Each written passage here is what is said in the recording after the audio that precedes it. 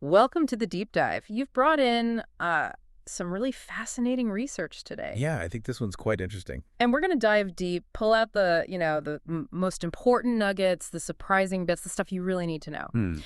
Today, we're tackling something that feels, well, both fundamental and maybe a little unsettling. It's about the hidden language of AI text embeddings.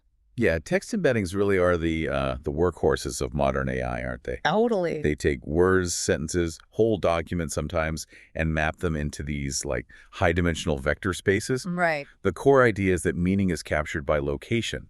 So texts that are semantically similar end up, close together in that space. And they power so much now. Oh, absolutely. Yeah. Everything from smart search to the latest generative models, they're everywhere. Incredibly powerful. But here's the major problem you've highlighted with the source material today.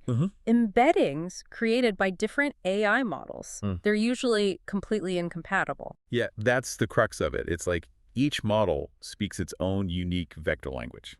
So you might have a ton of valuable information locked up in embeddings from one model. Right. But you can't easily use your standard tools or maybe classifiers that were designed for another model space. You just don't line up, not in any predictable way. And the research you've shared, it grapples directly with this challenge, which seems almost impossible, right? How do you translate between these incompatible embedding spaces? Exactly. And specifically, how do you do it when you don't have the original text or the original model that even created the embeddings? Or even examples of the same text embedded by both models, which sounds crucial. That's the really hard part. No parallel data. Yeah, this is where it gets really interesting and, frankly, a bit eye-opening from a security angle.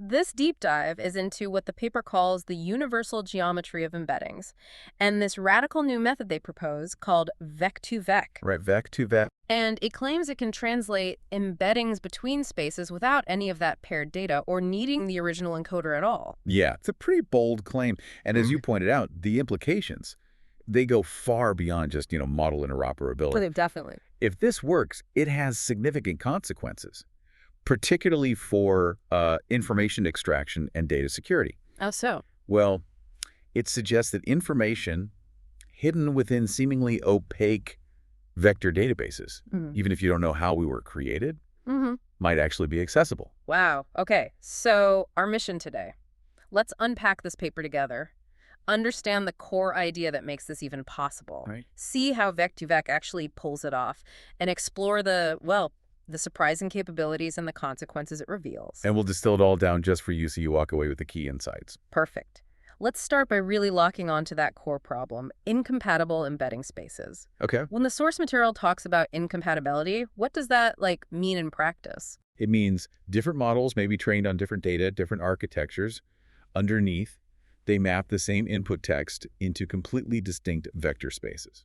So the same sentence ends up in totally different places. Totally different places, yeah. And there's no simple, mathematical trick to get from one space to the other. Yeah. They're just different. Which creates a serious practical hurdle. Let's say, imagine you somehow got a hold of a vector database. Okay. Maybe it was compromised. Maybe it's just a pile of vectors someone gave you. All you have are the raw embedding vectors. Generated by some model, let's call M1, that you don't know. You don't have access to it. Right. And you don't have the original documents that created those vectors. Can't run new text through their encoder either. And crucially, no parallel data. You don't have the same document embedded by their mystery model and by a model you do control, say M2. That's the really strict scenario this paper focuses on. That's the challenge. Extracting any meaningful information about those original unknown documents. Just from the vectors themselves. Just from V equals M1 to D. And as the paper notes, previous work on aligning embedding spaces, they called it matching or correspondence, absolutely needed that paired data date. Yeah. Embedded by both M1 and M2. So this is tackling a much harder scenario because that correspondence just isn't available. Exactly. Much harder. And this is where the security implications really hit home straight away, isn't it? It seems so. The paper demonstrates that an adversary with access only to these unknown embedding vectors can extract sensitive information. Right. Look at Figure 2 in the source material. They show this example, a vector database from some unknown model. And after they translate it with Vec2Vec into the space of a known model, information about the original documents, about the topic of an email, starts becoming apparent. extractable. Yeah, that's pretty significant, isn't it? It shows it's not just theoretical. So the big question then is, how is unsupervised translation between such different spaces even theoretically possible? Right, that's the puzzle. This is where the paper introduces its core hypothesis. It builds on some previous work. Other researchers had proposed something called a Platonic representation hypothesis, suggesting large image models might share a sort of fundamental underlying structure, like a hidden language for images. Okay, I can maybe see that for images. But extending that to text and claiming you can translate without any examples of the same text in both languages, that feels like a massive leap. It does. Their argument is what they call the strong Platonic representation hypothesis. Stronger how? Their conjecture is that neural networks trained with similar objectives, dealing with the same modality like text embedding models, even if they use different data, different architectures, they actually converge towards a kind of universal latent structure, a shared language for meaning in text. So they all kind of learn the same underlying map of meaning, even if the surface coordinates are different. That's the idea. And crucially, they argue this structure isn't just theoretical. It can be learned and harnessed to enable translation without needing that pairwise correspondence. So the underlying belief is that deep down, these powerful text models are representing meaning in fundamentally similar ways, despite the surface differences. Exactly. And if that's true, maybe you can find that shared language and use it as a kind of Rosetta Stone, a bridge between them. Precisely. This hypothesis is the bedrock. It's what makes unsupervised embedding translation seem potentially achievable, relying solely on finding and using that common geometric structure across diverse output spaces. Right, if that's the hypothesis, this universal language exists, how does their proposed method, Vec2Vec, actually find it and use it to translate? So Vec2Vec is the practical method they built to test this strong Platonic representation hypothesis, put it into practice. And where did the idea come from? Its design draws inspiration from techniques that worked well in unsupervised image translation, things like adversarial losses, cycle consistency, concepts you might know from models like CycleGAN. Okay, CycleGAN, right. So thinking about the architecture of Vec2Vec, you said it's like translators and a universal dictionary. Yeah, that's a good analogy. They envision input adapters. Let's call them A1 and A2.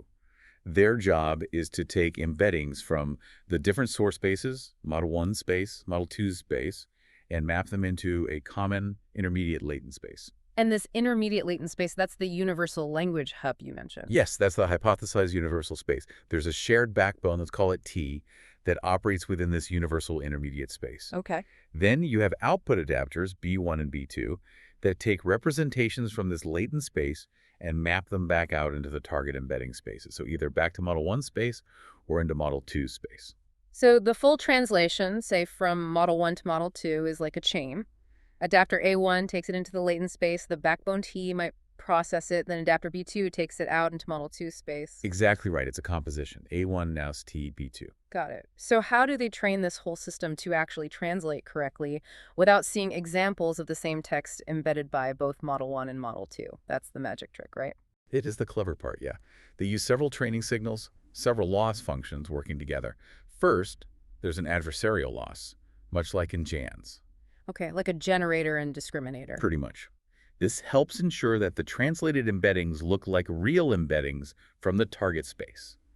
A discriminator tries to tell if an embedding came from the real target model or if it was faked, translated by Vec2Vec. And this happens at the end and also inside. Yes, they apply it at both the final embedding level and within that internal latent space. Helps keep everything consistent. So it makes the fake translations look indistinguishable from the real ones. But, like, how does that guarantee they preserve the meaning? Couldn't it just learn to make realistic-looking noise? Excellent point. It doesn't guarantee meaning on its own. As the paper points out, adversarial loss alone could just learn to make, well, garbage that looks statistically plausible. Right. That's where the other constraints, the generator constraints, come in. One is reconstruction. Yeah, if you take an embedding from, say, Model 1's space, map it through its input adapter A1 into the latent space, and then immediately use the output adapter B1 to map it back to Model 1 space. It should look like the original embedding you started with. Exactly. It forces the adapters A1 and B1 to be faithful encoders and decoders for their own space. They have to learn to represent the information accurately enough to reconstruct it. Okay, mapping to the universal language and back again. That makes sense for checking the adapters. What about translating between the spaces, like M1 to M2? That's where cycle consistency comes in. Another idea borrowed from unsupervised translation, like cycleGAN. How does that work here? If you translate an embedding from space 1 to space 2, and then immediately use the other translation path to go back from space 2 all the way back to space 1. You should end up close to where you started. Ideally, yes. Yeah. Very close. This forms a cycle, like M1 matches M2 matches M1. It helps align the two spaces indirectly, again, without needing any explicit paired data. It just enforces consistency in this loop. That's neat. You're basically saying if you translate there and back, don't get lost. Kind of, yeah. And finally, and this is crucial for preserving semantics, there's vector space preservation, or VSP. VSP. Okay, what's that?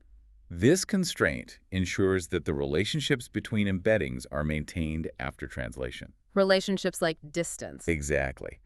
If two documents were close together in the original embedding space, meaning they were semantically similar, their translation should also be close together in the target space. And if they were far apart, they should stay far apart. Right. They enforce this by trying to preserve the dot products or cosine similarities between pairs of embeddings during the translation. It preserves the local geometry. Ah, okay. So it's not just making the vectors look right individually or making the loop close. It's ensuring that the overall structure, who is close to whom, is preserved. That feels like the real key to keeping the meaning intact. I think it is. It's fundamental. So combining that adversarial loss, reconstruction, cycle consistency, and VSP, that whole combination forms the objective Vec2Vec optimizes to learn these unsupervised translations. So does this complex setup, all these constraints, does it actually deliver?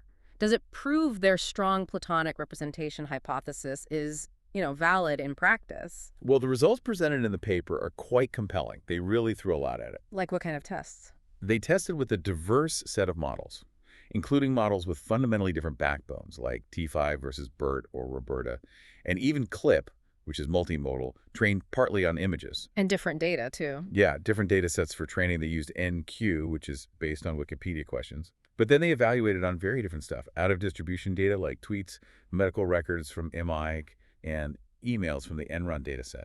So a real stress test. And visually, what does this translation look like? Does it actually align things? Figure 1 in the paper is a great illustration of this. It shows embeddings from different model families. Initially, they're just scattered, completely unrelated patterns. Right. But after being mapped through Vec2Vec's latent space, their representations become, as the paper says, nearly overlapping.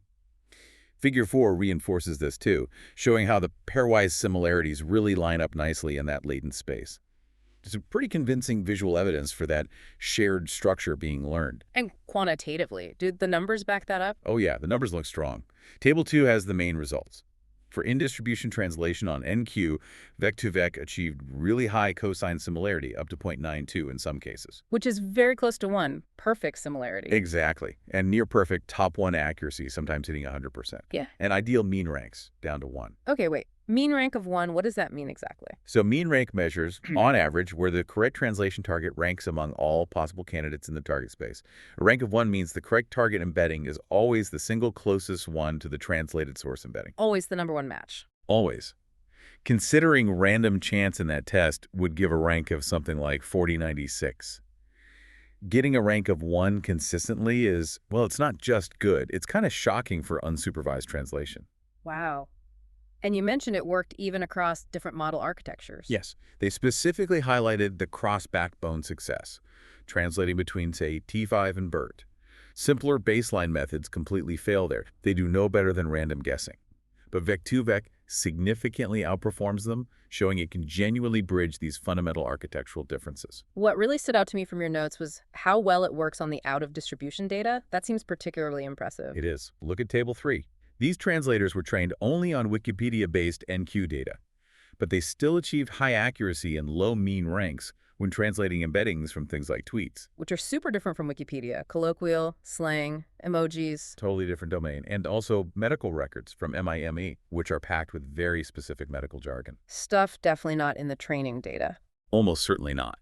The fact that it still works well on these very different domains is strong support for the idea that it's found a truly universal latent space. not something just tailored to the NQ training data. They even got promising results with CLAP, right? Bridging text and a model partly trained on images. Yeah, Table 4 shows that. It suggests this universal geometry idea might even extend across modalities, which is, well, that's a fascinating thought. Okay, so it seems the translation works surprisingly well. It aligns the spaces, preserves the geometric relationships. But the real kicker, the concern you highlighted earlier, is how this translates, pun intended, into information extraction. Right, because good translation isn't just about matching vectors mathematically. It's about preserving the semantics, the meaning. And if the meaning is preserved, Then downstream tasks designed for the target embedding space, like classifiers or information extractors, can potentially still work on the translated embeddings. And this is where the security implications become very, very real. so how did they test that extraction capability? What did they try to pull out? They looked at two main methods, attribute inference and embedding inversion. Okay, attribute inference first. What's that? They take an unknown embedding, translate it using Vec2Vec into a known space, like, say, OpenAI's text embedding at a 002 space. Okay. And then they use that translated embedding to predict attributes of the original document, like its topic or category, usually by comparing its similarity to known embeddings that represent different attributes, like sports or finance. And what did Table 5 show for that? Did it work? It did. Vec2Vec translations consistently allowed attribute inference that beat the naive baseline, which is basically guessing. But here's a really key nugget. It often surpassed the ideal zero-shot baseline. Wait, surpass the ideal baseline? How is that possible? The ideal baseline uses the actual ground truth embeddings in the target space, right? The best possible scenario. Exactly. That ideal baseline has access to information you wouldn't have in a real attack scenario. The fact that Vec2Vec translations sometimes enabled better attribute inference than using the ground truth embeddings, well, it suggests Vec2Vec isn't just translating. It might be finding a very robust, maybe even slightly denoised semantic mapping in its latent space. It's quite surprising. The MIMIC dataset example you mentioned seems really powerful here. It really is. They were able to translate these medical record embeddings and then use attribute inference on the translations to extract specific, sensitive medical descriptions. The example given is alveolar periostitis. That's incredibly specific medical jargon. Highly specific. Almost certainly wasn't in the NQ training data. It shows the translation preserved the nuanced meaning well enough for this kind of precise extraction. Yeah. That's concerning. Yeah. And the second method was embedding inversion. That sounds even more direct, trying to get the text back. It is more ambitious, yeah. Embedding inversion attempts to reconstruct the original text itself, or at least key parts of it, just from the embedding vector. And how did they test that with Vec2Vec? They used off-the-shelf inversion tools that were designed for known embedding spaces like ADA002, but they applied these tools to the translated embeddings that came out of Vec2Vec, specifically using the Enron email dataset embeddings. So translating the unknown Enron vectors first, then feeding them to a standard inversion tool. Exactly. And the results on those translated emails, did they get anything meaningful back? Figure 5 shows the accuracy judged by an LLM. And it's quite striking. Even starting with only the unknown source embedding, Vec2Vec's translations enabled these off-the-shelf inversion tools to extract meaningful information from up to 80% of the documents in some of their tests. 80%. That's a huge proportion of documents where information was potentially leaked, just from a vector that was supposed to be opaque. It is, and Figure 6 gives you concrete examples of the kind of information extracted. Snippets from the translated Enron emails included things like company names, dates, financial details. They mentioned future transactions. Even specific operational details like expense report is ready for approval. It's a really compelling and, frankly, slightly alarming demonstration of sensitive data leakage, all facilitated by this unsupervised translation method. So, pulling this all together then, what does this research fundamentally tell us? What's the big picture here? I think it provides pretty significant evidence for that strong Platonic representation hypothesis we talked about. Vec2Vec seems to effectively learn a domain-agnostic universal latent space. A shared language. A shared language, yeah. That enables this unsupervised translation across really diverse models and datasets. And crucially, it preserves semantic information well enough for downstream tasks. And the critical takeaway, especially for anyone listening who works with or stores data as embeddings, what should they be thinking about? The main takeaway has to be that embeddings, even those from unknown or supposedly inaccessible sources, contain substantial sensitive information. They're not as opaque as maybe we thought. And methods like Vec2Vec make it significantly easier for an adversary, potentially, to access that information, even from vector databases where you don't have the original data or the model. Exactly. And the paper's quite clear. Their results are likely lower bound. Future methods could get even better at this kind of extraction. This is probably just the beginning. They also touch on future work, right? Like scaling this up, making it more stable. Yes, Yeah. improving the methods, scaling to more models, more modalities, developing better inversion tools specifically for translated embeddings. Those are all natural next steps. But the core finding remains. The core finding about the existence and, importantly, the accessibility of this universal geometry and the resulting security implications. That's the big news here, I think. This has been a genuinely fascinating deep dive. We started with this practical problem, incompatible embedding spaces, like different languages. Right. We explored this really intriguing idea of a universal underlying geometry, a shared language that links them. The strong Platonic hypothesis. Then we saw how Vec2Vec uses these clever, unsupervised techniques, adversarial law, cycle consistency, VSP, to actually bridge these spaces. Without any parallel data. And then we witnessed its power. Not just in aligning the vectors mathematically, but in preserving meaning and enabling these, frankly, concerning levels of information extraction. So for you listening, you've just gained insight into a really cutting-edge technique. It reveals something fundamental about how these powerful AI models represent knowledge. And maybe more importantly, for practice. It highlights crucial security considerations in our increasingly vector-based world. Storing data as embeddings isn't necessarily safe on its own. Okay, so here's something to leave you thinking about, something to mull over. If different powerful AI models are, in fact, converging on a universal way to represent meaning, this shared geometry, and if that geometry can be accessed and translated without knowing the source model, without needing paired data, like Vec2Vec suggests, what does that truly imply about the nature of knowledge and representation inside these AI systems? Yeah, it's a deep question. Is there one true way meaning gets structured? And what other, perhaps unintended information might be hidden in the geometric patterns of AI's internal worlds, just waiting there for someone to figure out the right translation key? And perhaps most practically, what steps are really needed now to properly secure information when it's stored only as embeddings? This research suggests current assumptions might not be enough.